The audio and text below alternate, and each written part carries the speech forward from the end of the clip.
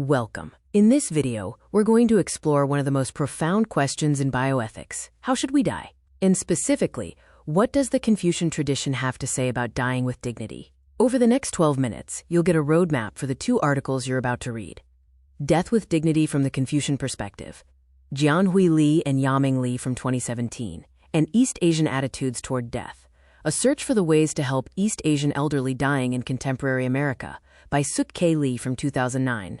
By the end, you'll know exactly what questions to bring to those readings.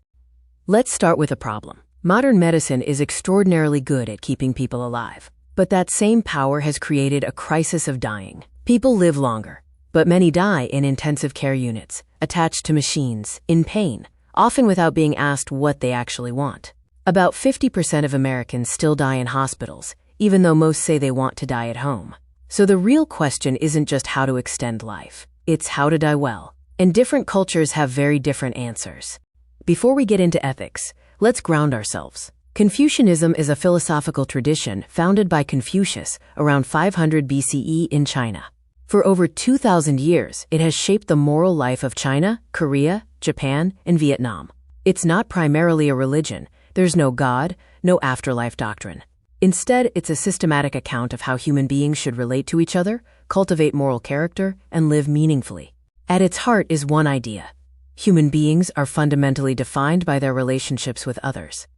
The most important concept for understanding Confucian attitudes toward death is Shao filial piety. Shao means the deep reverence and care that children owe to their parents and ancestors. Confucius called it one of the roots of humanity. But Shao isn't just a warm feeling. It's a structured set of obligations with 3 layers: revering your parents' personhood and authority, obeying their wishes, especially near death, and serving them with practical care. Importantly, classical texts rank revering and obeying above merely serving. The spirit matters more than the performance. But Shao doesn't stop with living parents. This is where Confucianism becomes genuinely distinctive. Filial piety extends backward to ancestors who have died, and forward to descendants not yet born. A person in Confucian thought is never simply an individual. They are a living link in an unbroken chain across time. Ancestor veneration is the ritual expression of this. Through memorial tablets, offerings, and mourning practices, families maintain active relationships with the dead. Death doesn't sever the bond. It transforms it. The deceased becomes an honored ancestor whose moral presence continues in the family. This is why dying well matters so deeply. It is not just the end of a life. It is a transition into a new role in the same relational web. The family's obligations don't end at death. They change form. Here's where Shao becomes directly relevant to bioethics. In Confucian societies, when someone is dying, the family, not the individual, is the primary unit of moral decision-making. Li describes this as relational autonomy. The Western formula is, I am, therefore you are. The Confucian formula is the reverse. You are, therefore I am. For East Asian patients, involving the family in medical decisions isn't interference. It is the morally appropriate form of agency. Western hospital ethics committees often get this badly wrong, treating family involvement as an obstacle to patient autonomy. But here's the uncomfortable paradox. Shao, which expresses love and care, can obstruct a good death. In clinical settings, adult children often insist on aggressive, futile treatment for dying parents, not because it helps the patient, but because accepting hospice care feels like abandoning their filial duty. They fear being judged unfilial by family and community. So the performance of filial piety ends up overriding the dying parent's own wishes. The spirit of Zhao, caring for the person, is inverted by its social enforcement. This tension sits at the heart of Confucian bioethics today. Before we go further, let's hear Mencius, one of the foundational Confucian philosophers. He wrote, "Life is what I desire, and so is righteousness. If I cannot have them both, I would choose righteousness and forsake life." This is a radical statement. It means moral integrity is more important than biological survival. Death, in the right circumstances, is not a failure. It can be a moral achievement. Keep this in mind. It becomes the cornerstone of everything Li and Li argue about dignity.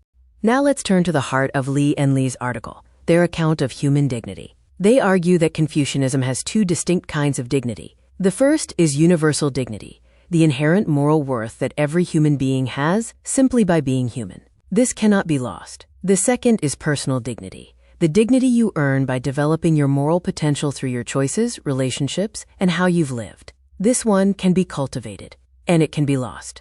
Understanding the difference between these two kinds of dignity is the key to the whole article. Why does this two-tier framework matter for dying?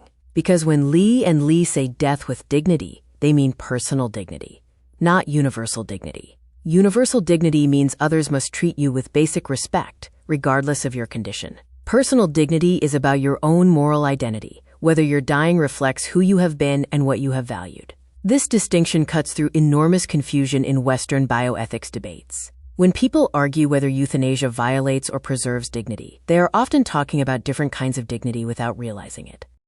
Let's compare this to Kant, who held that every human being has absolute, unconditional dignity rooted in rational capacity, and therefore ending a life is always morally wrong. But Li and Li identify a paradox. Kantian ethics sometimes also requires dying for your moral principles. If dignity is absolute and ending life is always wrong, then self-sacrifice for principle is forbidden, which Kant himself didn't believe.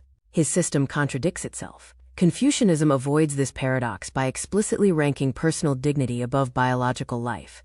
Dying for moral reasons isn't a violation of dignity. It's its highest expression.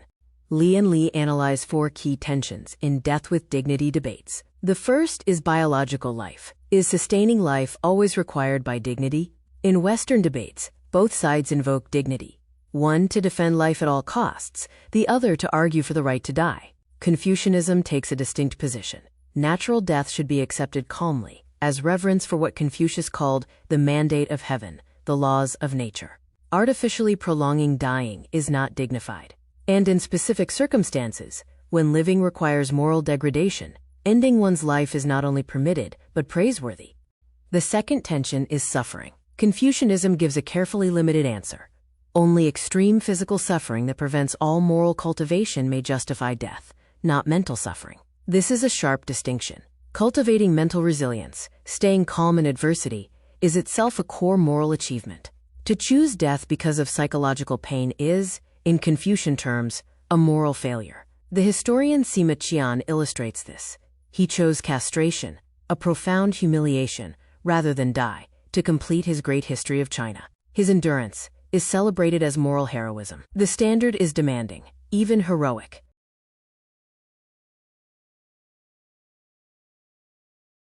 The fourth tension is social justice. Li and Li acknowledge that voluntary dying can be framed as an altruistic act. Resources saved from futile treatment can be redirected to curable patients. A burden removed becomes a contribution made. This logic has genuine Confucian support, but notice the danger embedded in it. If dying altruistically is a culturally praised norm, and if social and institutional pressure shapes individual choices, then the line between voluntary and coerced dying becomes very thin. Li and Li raise this possibility, but don't fully resolve it, and that unresolved tension is exactly what you should notice as you read.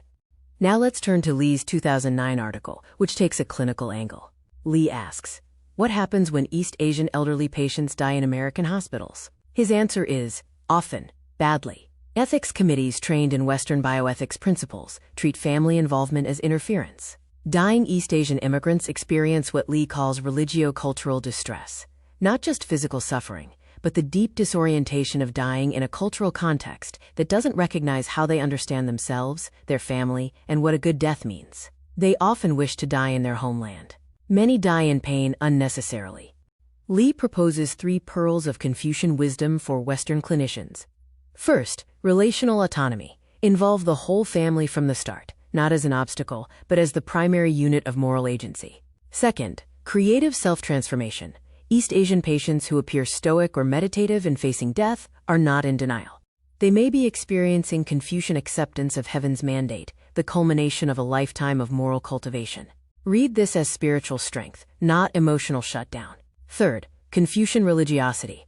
Patients without belief in God still have deep spiritual needs rooted in ancestor veneration and family continuity.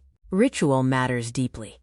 Now, and this is the most important part of this video, let's talk about how to read these articles critically. As you read, hold 3 questions in mind. First, who is this framework designed for? Confucian ethics was developed by educated men in imperial China. Does it account equally for women, the elderly poor, or people without family? Second, is the line between physical and mental suffering as clean as Li and Li suggest? Modern medicine shows they are deeply intertwined. Third, when Confucianism says dying can be altruistic, freeing resources for others, who actually benefits from making that a cultural norm? That third question deserves special attention. There is a real risk embedded in Confucian bioethics that neither article fully confronts. If personal dignity ranks above biological life, and if social expectations define what counts as a morally valuable life, then family and community pressure can effectively coerce vulnerable people toward death. An elderly person who chooses to forego treatment to avoid burdening their children may be expressing genuine moral agency or internalizing social pressure they cannot resist. Confucian ethics assumes self-directed moral judgment, but real social contexts don't always allow for that freedom. As you sit down with these articles, here is your reading guide. In Li and Li, pay close attention to how the two kinds of dignity, universal and personal, do the work of resolving apparent contradictions. Notice when Li and Li shift between them, and ask whether that shift is always justified. In Li, notice that he is writing for a Western clinical audience, which shapes what he emphasizes. In both articles, ask, what would a woman's perspective add? What would a poor or isolated person's perspective add? And what does each article assume about the relationship between the individual, the family, and the state? To close, dying is not just a medical event. It is a moral and relational one. The Confucian tradition has thought carefully about this for 2,500 years, about what it means to die well, what we owe each other at the end of life, and how moral integrity can survive and even be expressed through death. These articles will introduce you to that tradition in a bioethical context. Read them with curiosity, read them with care, and read them critically. The questions they raise don't have easy answers. That's exactly why they're worth asking. Good luck with the reading.